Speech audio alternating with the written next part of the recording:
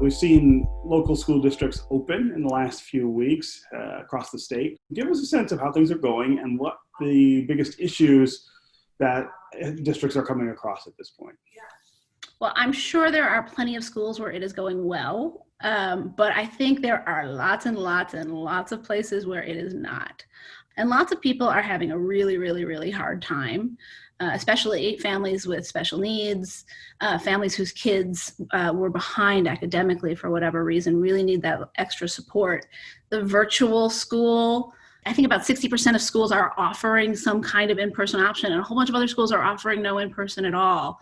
And these kids are online and the connections are dropping and the audio is dropping out. And then for kids who are going to school in person, there's that fear, is there going to be a case? The numbers are going to come up and there's that fear. Is my child going to be exposed? For teachers, am I going to be exposed? Is my family going to get sick? So there's a lot of fear and there's a lot of dissatisfaction with how online school is going for those who are taking the safer choice of staying home.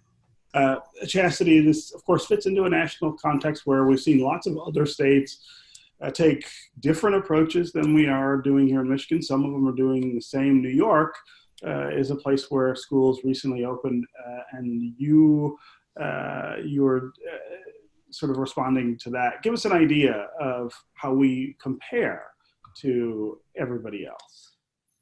Well, Stephen, it's like Erin was saying, all of those fears that parents and families and educators had coming into the fall are now just crushing down upon us. There, of course, how do you keep kids safe? How do you test for surveillance testing to make sure if someone gets it that they won't infect the class, and then the parents and community spread, and that, that whole avalanche. There's that fear, and that's everywhere. That's not just Michigan, it's everywhere.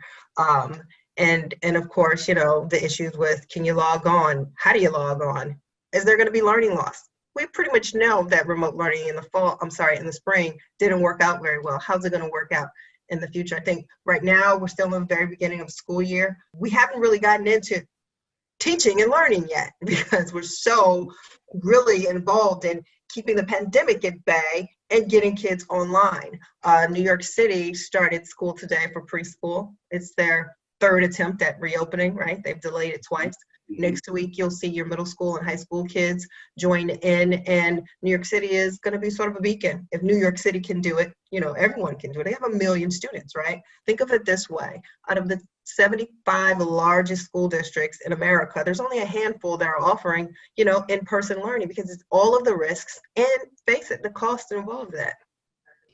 I think it's also worth noting that of the kids who don't have the option to go in person, they are significantly more likely to be low income.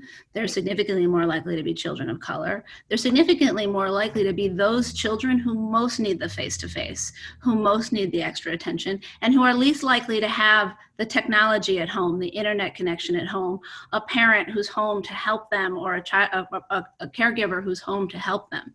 The kids who need to be in the classrooms most are the ones who aren't in the classrooms. Mm-hmm. And how that's going to look, states are all going to be required to give tests in the spring, high stakes tests. Yeah. And, I can't even begin to imagine what that's going to look like. Yeah, that's what I want to sort of do in the last couple of minutes here is cast forward a bit.